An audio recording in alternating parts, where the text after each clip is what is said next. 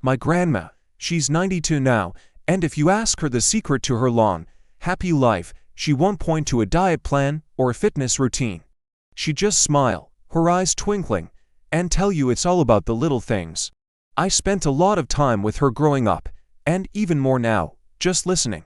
Her stories are like a treasure map to happiness, and today, I want to share some of that map with you.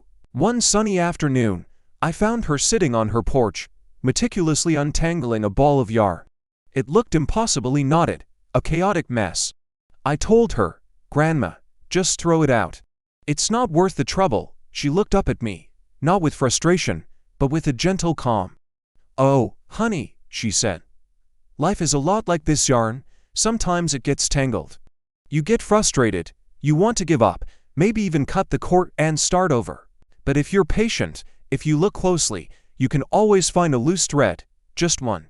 And if you pull it gently, bit by bit, the whole mess starts to unravel." That was her first lesson: patience. Happiness isn't about avoiding the tangles. It's about having the patience to work through them, one thread at a time. It's about finding that one small thing you can do right now, instead of being overwhelmed by the whole mess. Another time, we were baking her famous apple pie. I was in a hurry, trying to get the crust perfect, rushing to slice the apples just so. I ended up making a huge mess, flour everywhere, and the crust tore. I was so disappointed. Grandma just laughed. She took a piece of the broken dough and patched the hole, then used a fork to press a little design over it. "See," she said, "it's not ruined. It just has a little more character now." She told me that we spend so much of our lives chasing perfection, this flawless idea of what things should be. But happiness is found in the imperfections. It's in the lopsided smile, the slightly burnt cookie, the rainy day that cancels your plans but gives you an excuse to read a book. Don't chase perfection. Embrace the character that comes from things not going exactly as planned. That pie, with its little patched-up scar, tasted better than any perfect one I've ever had. Grandma's garden is her sanctuary. It's a riot of color and life, but it's not one of those perfectly manicured botanical gardens. There are weeds she calls wildflowers and vegetables growing in unexpected places. One day, I asked her why she didn't just plant everything in neat, orderly rows. She pointed to a sturdy tomato plant growing right next to a patch of marigolds. "These two are friends," she explained. "The marigolds keep the pests away from the tomatoes. They help each other grow strong." She said people are the same way. We need our own marigolds. We need friends who protect us, who help us thrive. She taught me that happiness isn't a solo journey. It's about cultivating your garden of people. Water those friendships, give them sunlight and attention. Don't just surround yourself with people who are like you. Find the ones who complement you, who make you stronger, and be that person for them in return.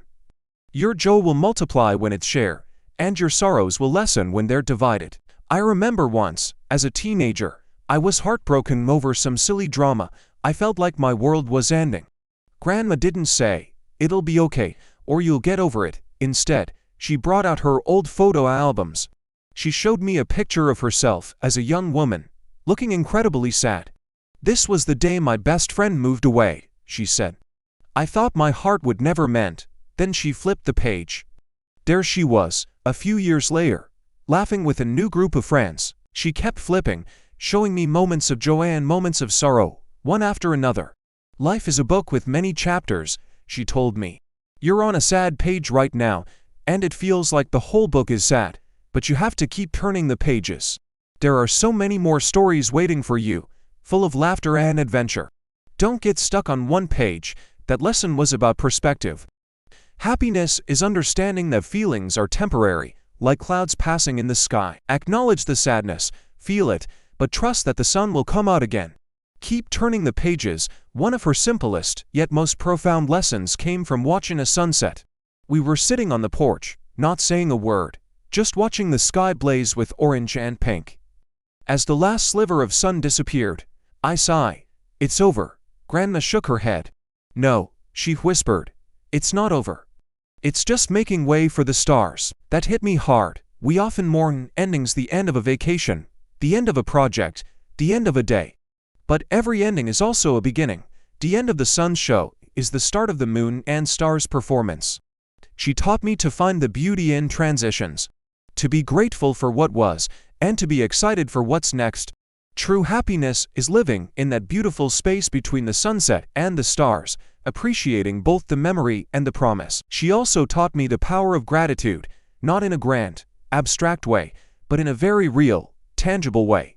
Every night before she goes to sleep, she thinks of 3 small things from the day that she's grateful for.